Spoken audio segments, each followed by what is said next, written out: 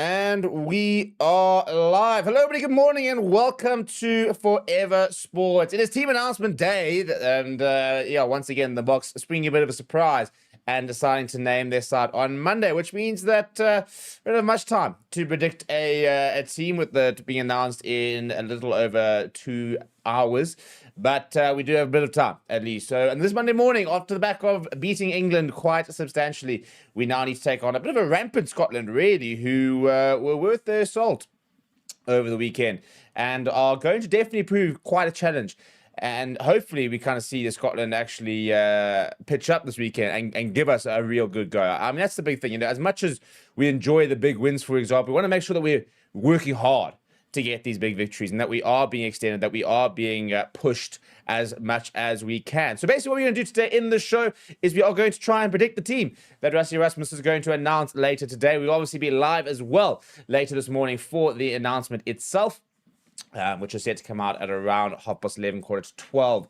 And then we're going to break it down throughout the rest of the week. A reminder that we've got 2 brand new shows you can go and watch as well. Yesterday, Rugby Unlocked debuted, and it is a analysis show with former Cheetahs analyst Ronaldo Mayer. Very, very cool show where he breaks down the New Zealand game, the Bokke game, as well as does a bit of a educational segment on box kicking as the third set piece within rugby. And last week, we also launched our official new podcast, which is Maul and Disorder, a.k.a. The Mad Show, which you can go and stream on Spotify and the likes of that. Also find the full episode on YouTube as well. So I hope you guys enjoy the new shows, trying to really up the new offering and give you guys some more things to enjoy on the show itself. I mean, even within the Rugby Unlocked, Ronaldo's done 2 presentations, basically breaking down the France versus New Zealand game as well as the Bokke game, and you can receive those presentations in a PDF form if you go and join the members club. So really, really cool to be able to offer that to our members, and it's a bit of an incentive.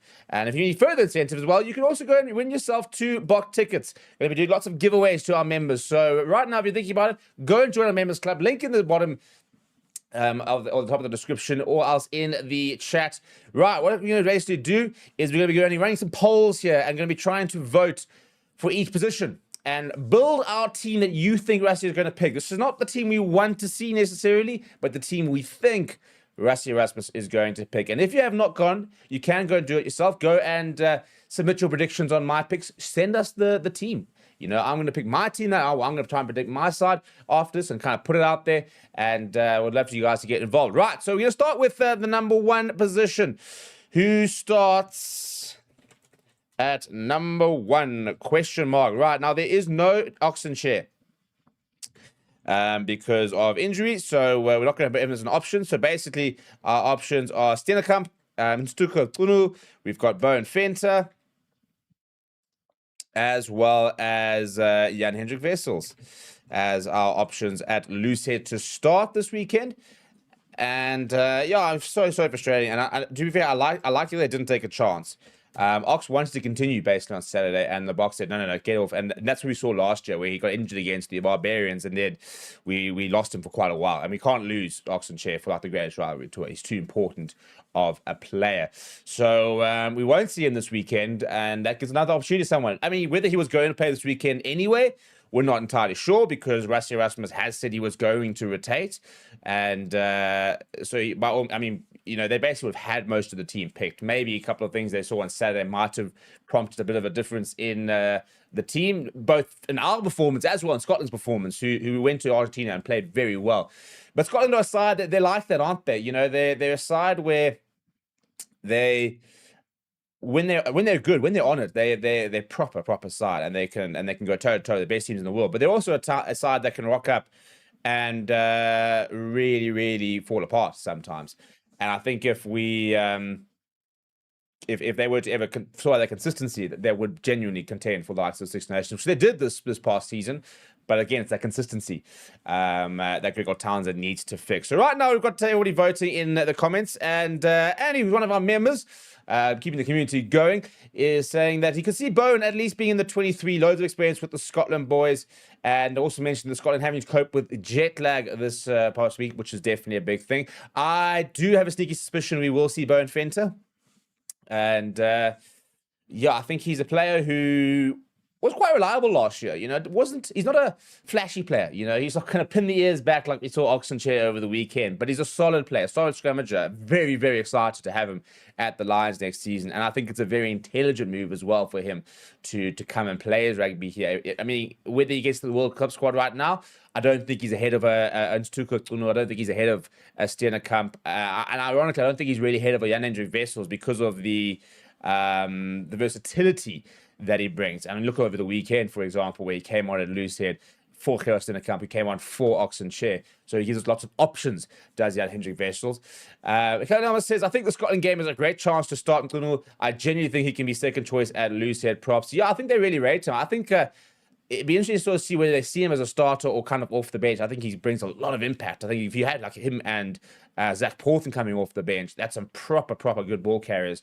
The question is obviously from a scrummaging sense, whether they'd be able to bring that kind of scrum dominance as well. So we're up to almost 80 viewers. Please make sure you smash a like on the video as well. I've got a bad habit of not liking our videos. We've realized that, you've got to have like a couple of hundred people watching and the likes are saying like 20 likes. So it costs you nothing.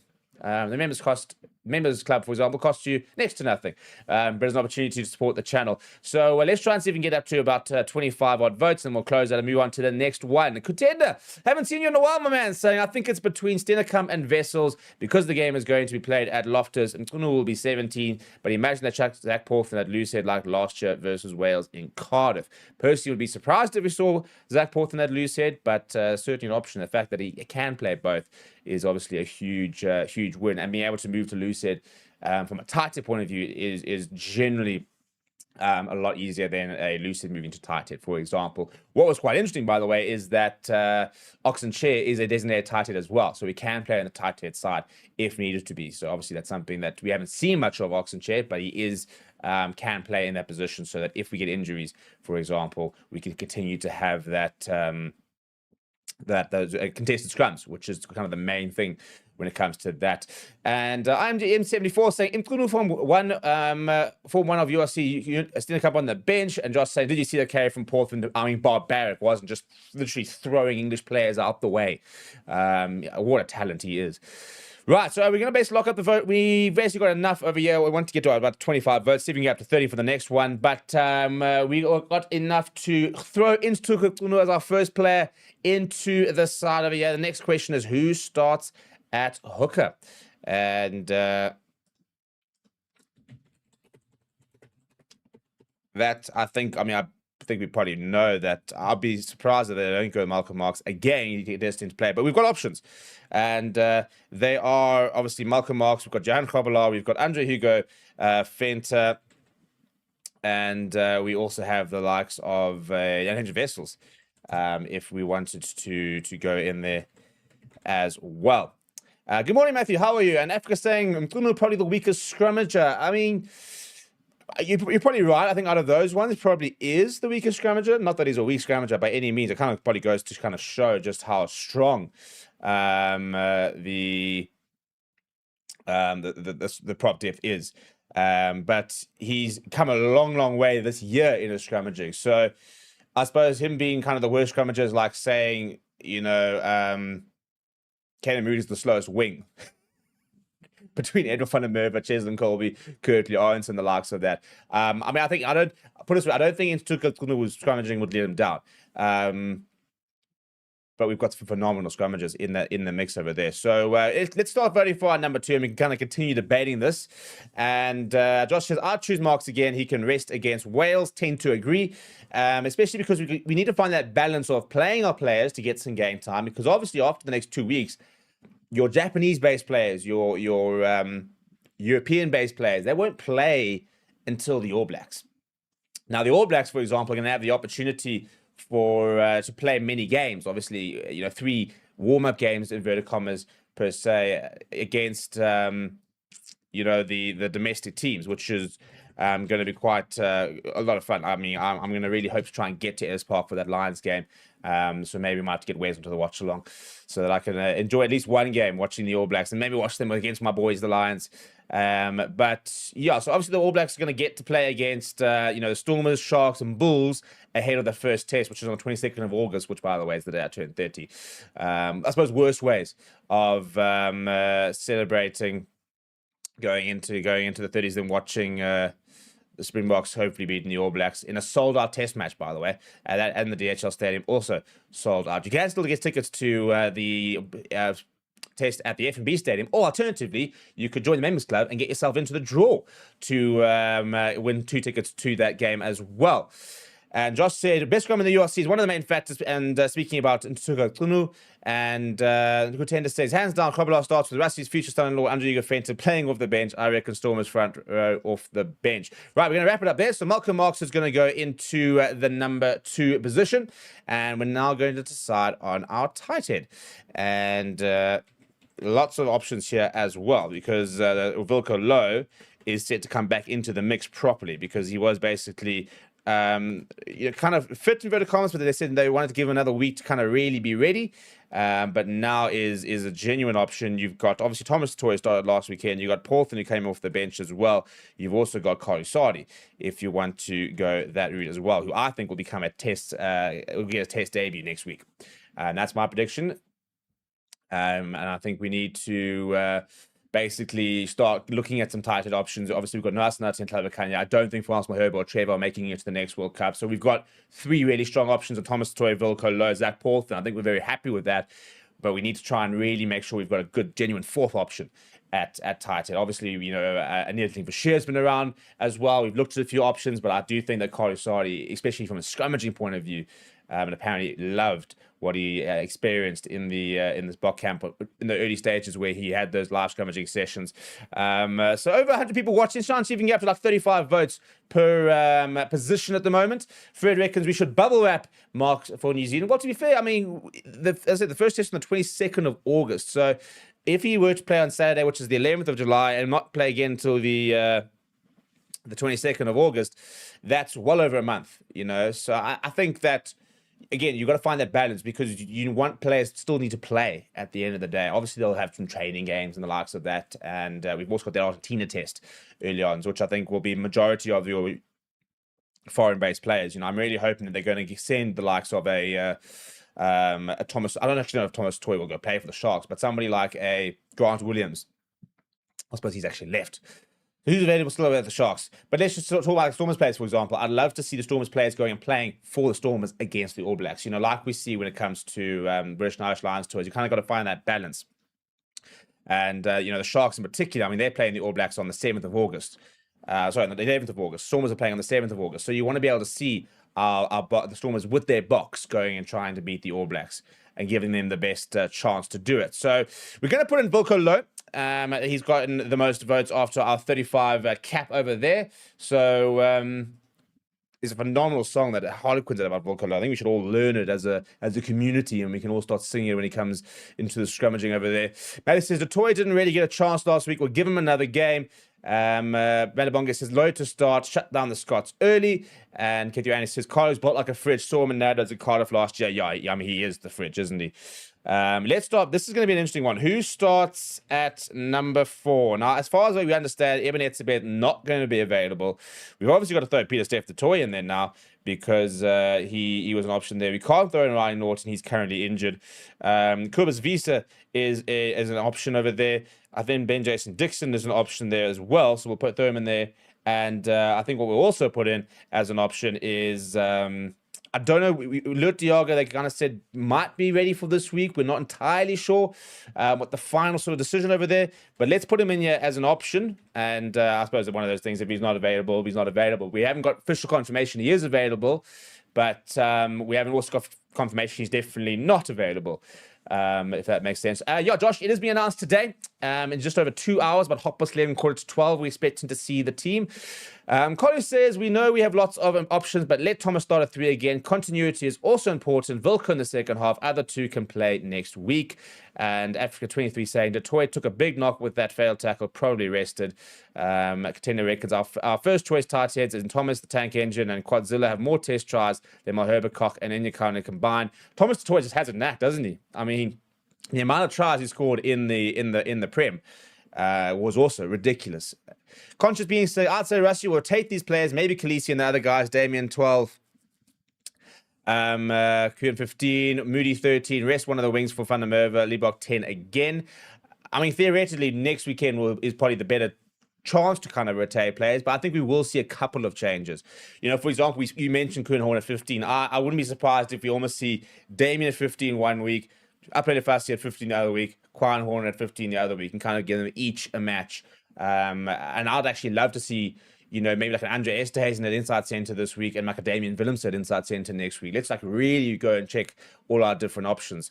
Maybe even see a Delindi at an outside center in one of the tests, you know, because obviously that's an option for us. And maybe getting that kind of experience with Damien playing at 13 with an Andre Esterhuizen at 12 or even a Willems at 12 could be some interesting experiments over there. Right, so at the moment, Peter Step, the toy, and Kobus Visa tied with the most votes for starting in that number 4 jumper.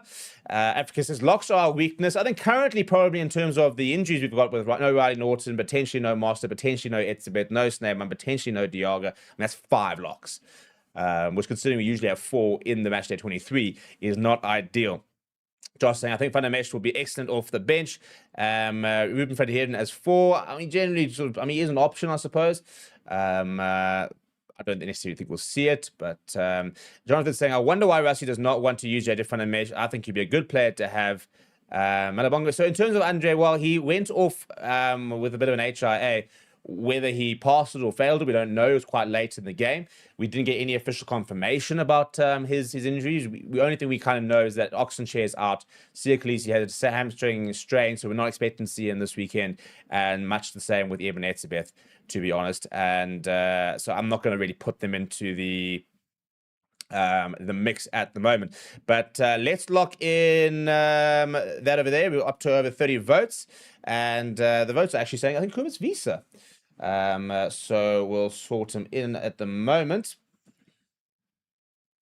And Kobus Visa is going to go into the number 4 jersey. And now when you start, who starts at 5? And options, Ruan Nokia. You've got a Ruben van Heerden. Again, let's put in Lurt because we don't know if he's officially out or not. And let's throw in as well a Peter Steph the toy who can obviously put in that position. I'd be very surprised if it's not Ruan Nokia, but maybe. You never know. You never know.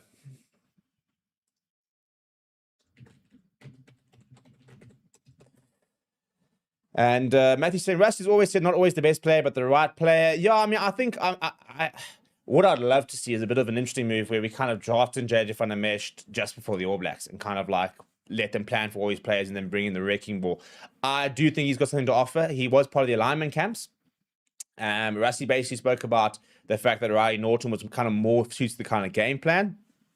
Who's obviously very quick and around the park and very athletic. Van der Mesh is a human battering ball, though, you know, so not probably as quick around the park. By no means a slouch, and I think he's had to really work on his fitness in the Prem, but he had a fantastic first season.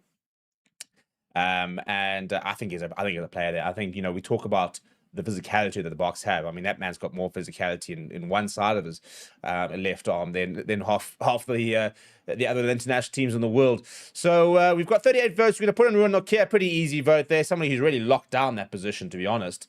So shout out to him for those performances. Ruan Nokia going to the number 5 jersey. Right, now the big question is, we're going to assume that Sierkalisi isn't fit. With that, they said it's a hamstring. They said it's a grade 1, which might not be that serious. He needs to get checked, but I don't think we should risk him. And I don't think they will risk him. So your options are Paul de Villiers in the number 6 jersey. Cameron Harnicom can play in the number 6 jersey as well. As we've also got options like Marco van Staden. You can start in that number 6 jersey. And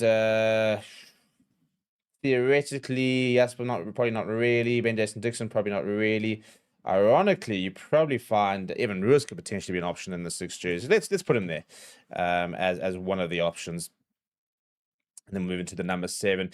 And JJ reckons that, Josh reckons that JJ could bring the impact of Arkia off the bench. Contender says the only question is who will call lineouts if Nokia goes down. Well, I think Peter Steph the toy has to be in this 23 at the moment at all times kind of thing, whether it's in the number 7 jersey or in the number 5 jersey. Obviously, Kobus Visa can call a lineout as well.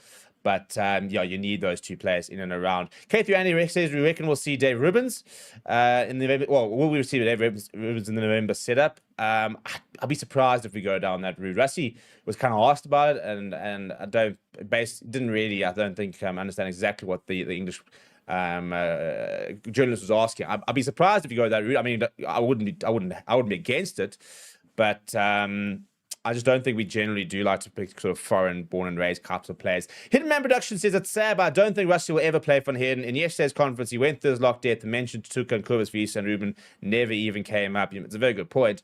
Jean Stewart says, absolutely believe we screwed the pooch by not having Bernard Jans van Rensburg with us. Well, and that was a whole interesting situation because we wanted to have him, and this whole thing about how having to tell World Rugby thing seemed a bit weird.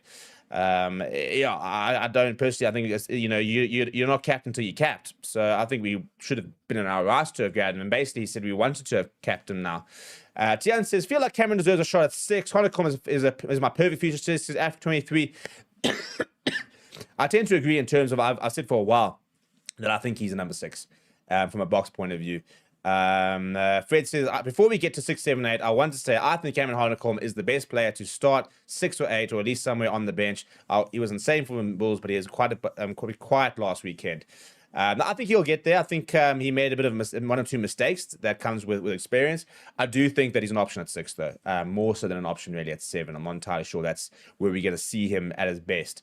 Malabongo, I think, making a very good point, saying next to a Peter Steph the Toy, I think he'd thrive. So, but Port de Villiers, strong game last weekend. He's going to get the nod. And in the number 6 jersey, so we're going to go and throw him in over there. So we're now going to go to number 7. Who starts the number 7 jumper?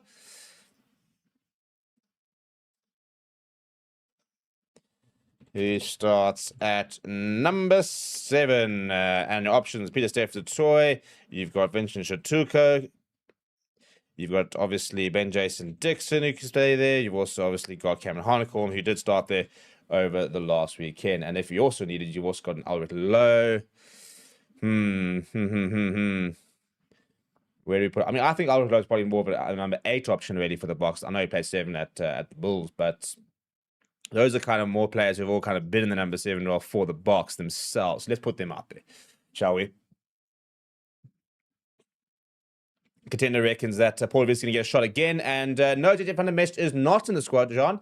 Rassie basically saying that he preferred riding order for what the Boks want to do right now. Whether that changes in the mixed lock crisis of inverted commas, we'll have to wait and see, won't we? And yeah, I mean, the options at 7 are lots of options at 7. I said, Vincent Truca seems to have kind of dropped off the radar a little bit, but the fact he was included in the squad means he's definitely in and around that mix. And haven't seen Ulrich Lowe for the Boks just yet. It was a late inclusion, and that's kind of why I haven't put him in there, because he was kind of the last one into the squad. And theoretically, you kind of think that means that he's more on the periphery than the others. But I mean, all we know, you could bloody start at 7 this weekend. Such is the unpredictability sometimes of the Boks. Right, we're up to 51 votes, and it's a pretty easy one to stick in there. So we're going to go with Peter Steph the Toy once again. And now we're going to choose our number 8. And I'm going to have a look at how this has changed from last weekend. Who starts at number 8 with a question mark? Options, obviously, Jasper Visa. And he's going to put in Cameron Honeycomb. We're going to throw in Evan Roos.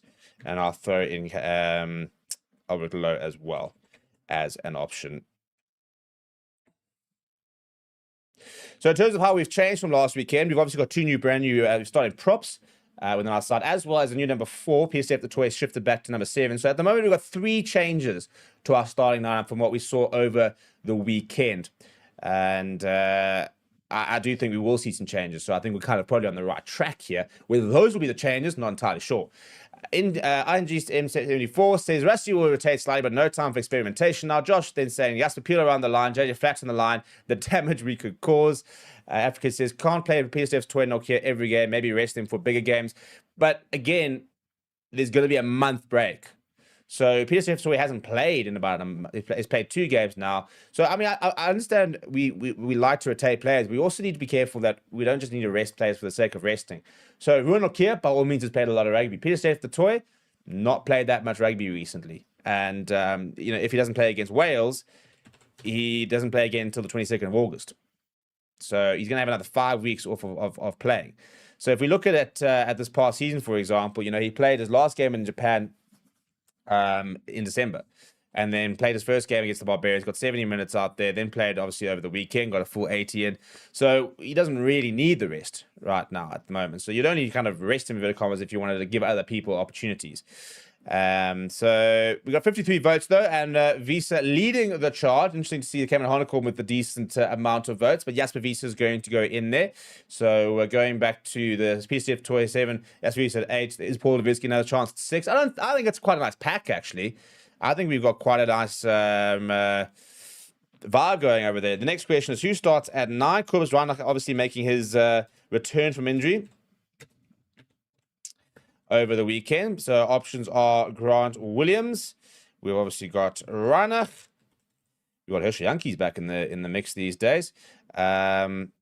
As well as Ambrosio Pierre, who we didn't see. And I think we will see him in the next week or two. I don't know whether we'll see him this weekend or next weekend, but I think we'll definitely see at the very least. Excuse me, on the back of his season. I think we'll see him at least next weekend.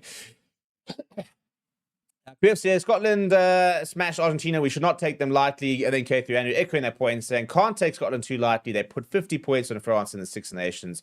A lot of that I think will be interesting to see if Finn Russell is fit. And didn't play last weekend. Is nursing a bit of an injury, but we obviously know that Finn Russell, when he's at the helm of that Scottish side, it does make them a bit of a different beast. And I really hope he does play this weekend. I want to see us really play against the best in the world, and Finn Russell is. I think he's the best number 10 in the world, to be honest. I know a lot of other people out there are talking about Sash and like that. I think that no player can control a game at his best like a Finn Russell can. I think Mathieu Yellowbear was phenomenal over the weekend. Obviously, I'm a massive Monty Liebach fan. Romain Intermac is a great player. But I think that Finn Russell is... I think if Finn... my controversial opinion is I think if Finn Russell played the 3 tests against us in 2021, I don't think we would have won that British and Irish Lions series. That's my controversial hot take for the morning. Benikoff says Scotland looks good. Josh saying wants to see Papier and Grant. Tion reckons we should see Papier on the bench. But at the moment, it's pretty tight between them. So let's try and see if we can get up to that 50 votes. But quite neck and neck at the moment between Williams and Reinach. Papier has gone down to 31%. Actually now it's second place. So look at those options. And that's something not even considering the likes of Amore van den Berg is currently injured and was also brilliant for the Lions. Scrum half is healthy. We have got lots of options at scrum half and very chuffed with that situation. What's the average age of our scrum halves? I think Grant Williams is around the 30 margin of about 30. Sorry, 20. I want to say because he started quite late in his career, 29. So he's turning 30 next month. Kobus Reinach's at about 34, 35, I think now. 36 this year. Obviously, Ambrosio Pierre is not as old as you'd think he is. He's been around for a while, but he also, again, when he came through and he played for the Boks, he's such a young player, and I think we didn't really back him as much. So he's 29. Morley van den Berg's, I think he's about my age. I think he's about 20. Actually, no, I think he's a bit younger than me. I keep saying my age as if I'm still like 27, 28. But yeah, the age profile wise, Kobus Reinach's one of is the older one, but everybody else quite comfortably in the mix over there. Right, we're over 50 votes, so we're gonna rock that down. And Fred says that we're basically playing Glasgow, and I think Bulls know Glasgow the best. Lost against them, but also why the Bulls should start with add-ons from the other team. So meanwhile, we're going to basically throw in Grant Williams again. Now the question is who starts at 10? And your options are Money, as well as Pollard, as well as Vusi Moyo, who's in the mix and was warming up over the weekend. And we're always going to have to throw Damien Willemse in there. He is an option, but he won't start. In fact, maybe we should put Quine Horn there as an option ahead of Damien Willemse for shits and gigs. So let's throw it out in there. Adrian Roos saying, love the channel, Steve. Keep it up. Thank you very much. And thank you for joining us. Thank you, everybody, for joining us. Nice full show for a Monday morning, which is cool to see. Hopefully, you guys are all going to join me as well in a couple hours' time when we then get the team and be proven how right or wrong we were. So please do smash like on the video for all those that are watching. Well over 150 odd people on the stream over here, and just the 33 likes, people. That's like a 1 in 5 likes. So let's try and get that into like a 2 and 5, 3 and 5 maybe situation. So please do keep smashing that like button. It costs you nothing. It just adds a little bit of us, get some more viewers into it, perhaps build our community. And if you are a member, by the way, and you haven't joined our WhatsApp group, please do. Either mail us with your channel name. Else there is a form that is on the channel under the community tab. There's member only posts. And there is a form for you guys to join the WhatsApp community. We'll be posting out another post today. Also, you can going to go into the draw to win Springbok tickets, 2 tickets against the All Blacks, the FNB Stadium, up for grabs for our members. And really cool to see how many people can get into the mix for that. And as K3 says, all working hard on a Monday morning, literally. Nothing is more productive / unproductive than a South African on a team announcement day in the office. But here we are. Right, how are we doing with our votes? We've got 61 votes. Marnie Liebach's going to get another run in the number 10 jersey, as he probably should. My man, Marnie Liebach. Now let's decide the wings. And interesting call to make here, I think, with wings, because we've got so many good options, and an Ethan Hooker back in the mix, and whether he's completely fit, I'm not sure, but let's make him an option, shall we? So obviously options are, we've got a Kurtley Orange who starts at number 11. So you've got a Kurtley Orange, we've got a Cheslin Colby, depending on whether they decide what to swap jerseys or not. Then we've got a Edwil van der Merwe. I personally would quite like to fantasy seeing him this weekend. And let's throw in Ethan Hooker as an option, shall we? He is back in the squad. Whether he's completely fit enough to start this weekend or not, I don't know. But he is back. He is training. So as far as I'm concerned, let's make him an option. Obviously, you could also go with a Yaku Williams. You could go with an Apelele Fassi if you wanted to. All options on the wing. I'm not sure we'll see Williams just yet. Maybe against France off the bench, potentially. I mean, France against Wales off the bench. And but we're trying to get this going here, people, because unfortunately, I've got to get to a lot of stuff getting ready for the team. So let's try and stick this up, people. 37 votes. We'll start calculating after 40 votes. I need to wrap this team up and get ready for the team announcement. Bonga reckons Edwin ahead of Kurtley at the moment on current form, and 43 votes. I think you'd probably basically wrap that up. You're not going to put in Edwin van der Merwe. He was better at the Lions, but that's just me being sour. So who starts at number 12? Your options obviously being Damian de Allende, man of the match, Damian de Allende. That was by mistake. Esterhuizen with a question mark. I'm going to put like a bit of a star next to him because he did go over the concussion. Whether he's be available, we're not entirely sure. Obviously, Damian Willemse is an option there, a genuine option there as well. I don't think we'll put anybody else really. Let's put an Ethan Hooker as an option. Hasn't ever started inside center, but let's put him as an option, shall we? So John says, would like Van der Merwe, but it'll be Hooker. Katena says, my back three will be Horn, Edwil, and Fassi. Willemse off the bench, putting Fassi at wing, I'm assuming, which I don't think is a bad shout at all. But poor old Damian de Allende looked so surprised when he got the man of the match. He kind of started thinking, what are you on about? And quite rightly so in terms of being surprised, because it was supposed to be Damian Willemse, and they basically got the wrong Damian out. Poor lad. So I wonder if he gave it over to Damian, or he said, no, it's my trophy. Tim van den Berg says he would love to see man of the match Damian Willemse at 12. I just think that if we could clone Willemse, he could basically play 9 through to 15, and we'd be one of the best backlines in the world. I've been saying it for years, and maybe this is the year. I mean, he started off pretty strong. I think he was the best player across this national championship. I think he's in it for a World Player of the Year nomination, if not winning it in the next few years. I'm hoping that this year could be the year where he's going to get exactly that. Right, so De Allende has got the most votes, so we're going to throw him in there at number 12. Now, options at 13. Almost a brace for Jesse Kriel over the weekend. Did add 1 try to his try scoring record, which is an impressive try scoring record, by the way. So we're going to put in Kriel, we're going to put in Moody, we'll throw in Hooker as well as an option. And those are your 13 options. Tian says, Scotland tends to be deemed to give Andre a crack at. Hope he's injury-free. Yeah, we'll have to wait and find out. And this is also the weird thing with kind of naming your side on a Monday. I mean, I know that they say basically if you don't train on Monday, you don't play, but now they've haven't even had the chance to train on Monday. So that probably makes me think that Andre Esterhuizen isn't an option for this weekend, given the fact that they've he would have gone off with a HRA, unless he passes HRA. I don't say that. I mean, we could be completely speculating here at this stage. But if he passes HRA, then he could obviously very well be in the mix. But if he doesn't, then we won't see him this weekend. But we're up to almost 50 votes, so we'll cap it off there. You guys are deciding that we're going to give Kenny Moody a go at outside center. So JC Creel is going to get the weekend off, if you guys are correct. And now let's go into who starts at number 14. Your options that remain are Colby, Arendse, let's put in Fassi, and we'll put in Jaco Williams as well.